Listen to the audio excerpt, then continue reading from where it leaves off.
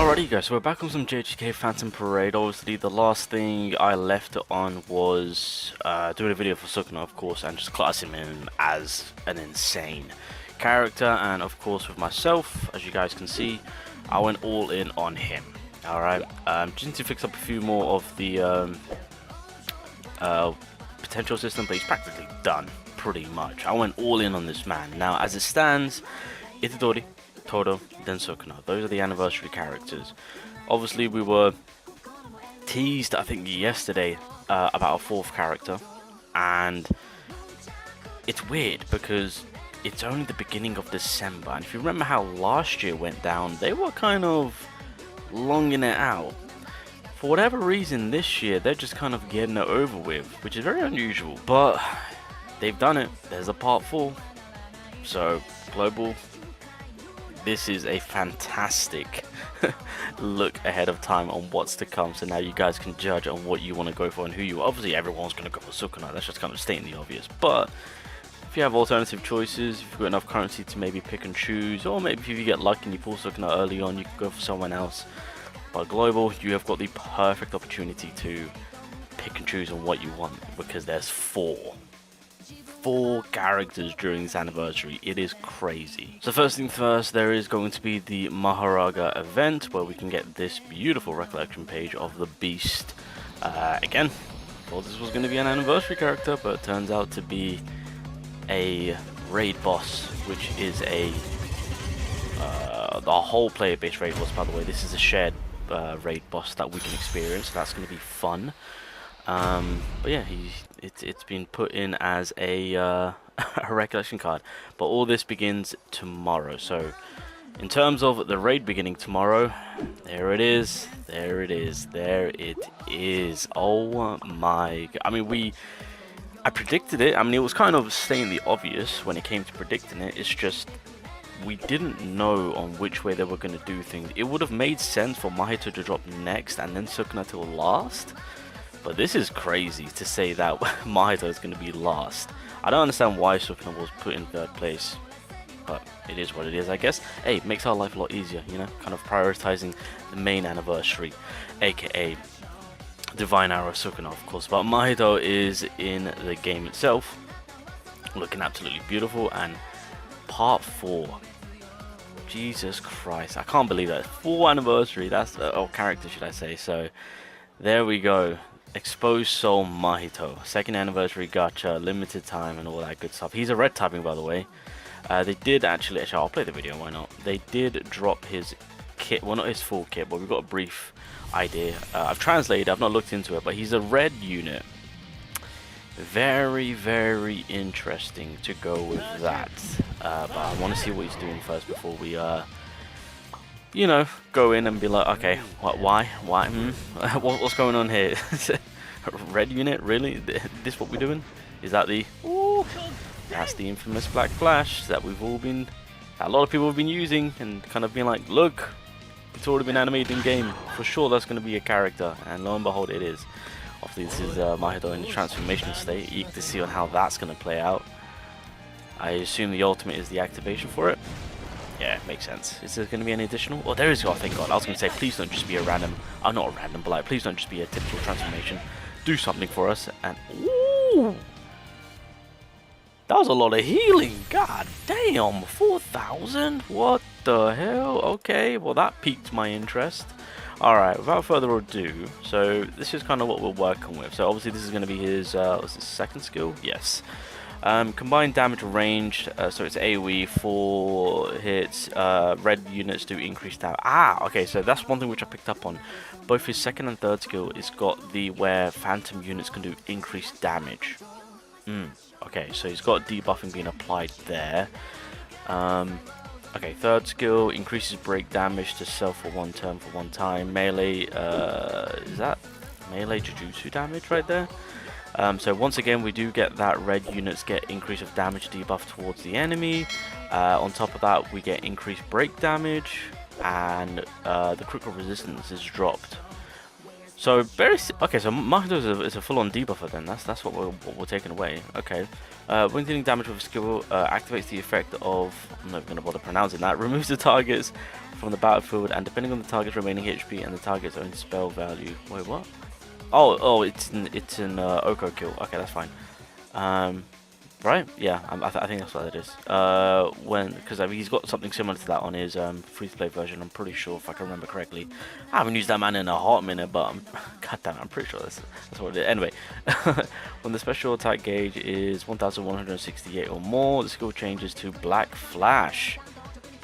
Ooh, no change after using Black Flash twice or when in instant kill spirit form state. Okay. The skill changes when you're in your transformation state. Okay, oh wow, okay, so looking into the ultimate bar will also, well, I guess help out on getting that Black Flash going in. Okay, well that's something to note. Alright. Speak of Black Flash, when the special gauge okay, there we go, yeah, so once it reaches 1,168, yeah, it changes, basically, so that way you get that Black Flash. Increases break damage, so it's going to be a bit of a breaker. When selected enemy with physical damage with close range attacks, Black Flash is guaranteed. Counter in bypasses counter, fantastic. Okay, so again we are dropping the enemy's critical resistance, and we are also increasing the red damage. Damn. Okay, well that's something to note. Obviously, not to rush going into his transformation state. It seems like once you get his ultimate bar filled up, to utilize yeah, his debuffs themselves, and then obviously get that Black Flash going in, because that's going to do some, well, it's going to be decent in his regular form. Okay, here we go. Now we're in the transformation state. Obviously his skills changes, so I believe this is skill 2. When in the sudden kill instinct spirit form, the skill changes. Combat damage of long range attacks to all enemies.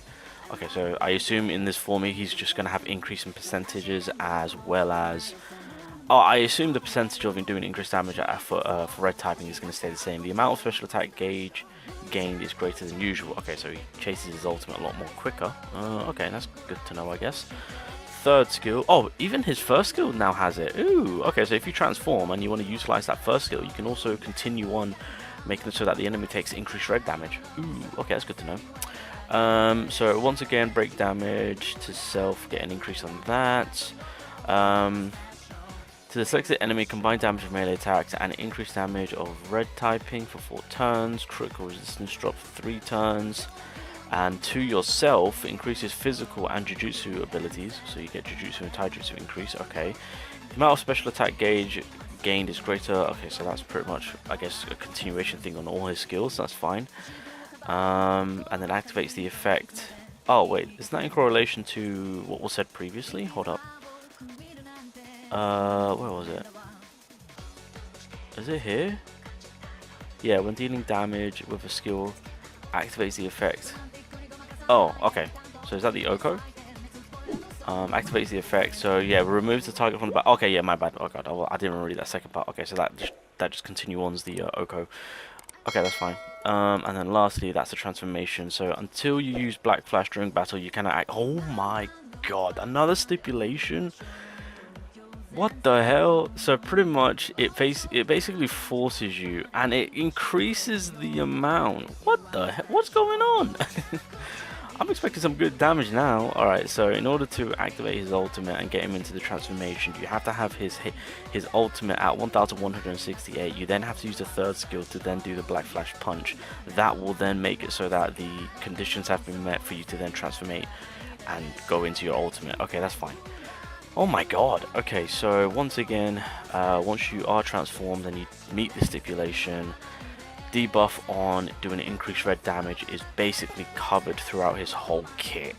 So that's a W, I guess. Recover own HP, that is insane because we saw 4,302. I'm curious to see. I mean, to be fair, that's I mean, well, when we recover our HP, because again, with the showcase that they've just shown us, he's not exactly fully built up, right? They don't go too crazy in terms of building him up. So in terms of what we're going to be recovering, it should be, well, technically speaking, it should be greater. When dealing damage with a skill, activates the effect. Okay, yeah, Oko kill, that's fine. When in an all instinct, spirit form state, the following effects are exerted on yourself. Body arts and technique boost, probability of reducing damage received, reduces HP damage received by a certain amount. So basically, his survivability goes up, right? Whilst getting a attack increase. That's okay. That's cool. Okay. Well, it doesn't give us.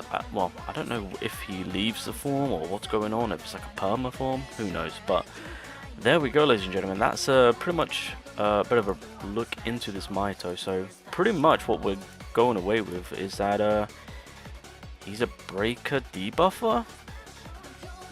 Interesting, and has a condition on his ultimate. When his ultimate is in place, he becomes a little bit more on the offensive side.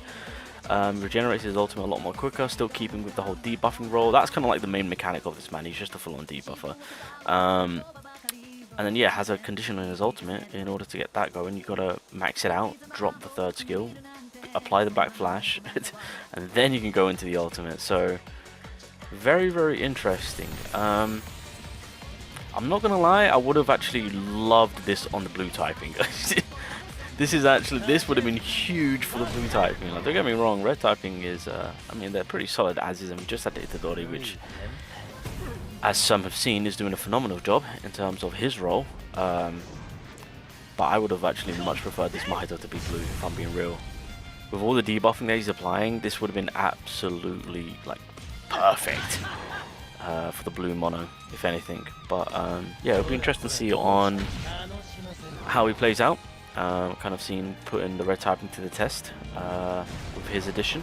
But yeah, sounds good, sounds promising. I'm just eager to see on what the percentage play is before I can really give my honest opinions on this character. But we'll definitely have some fun. I suspect that he's going to work well. Him and I mean, again, Itadori is doing a phenomenal job, and then obviously Mahito coming along with Fushiguro, of course, who's doing still an amazing job. Unfortunately, I don't have him.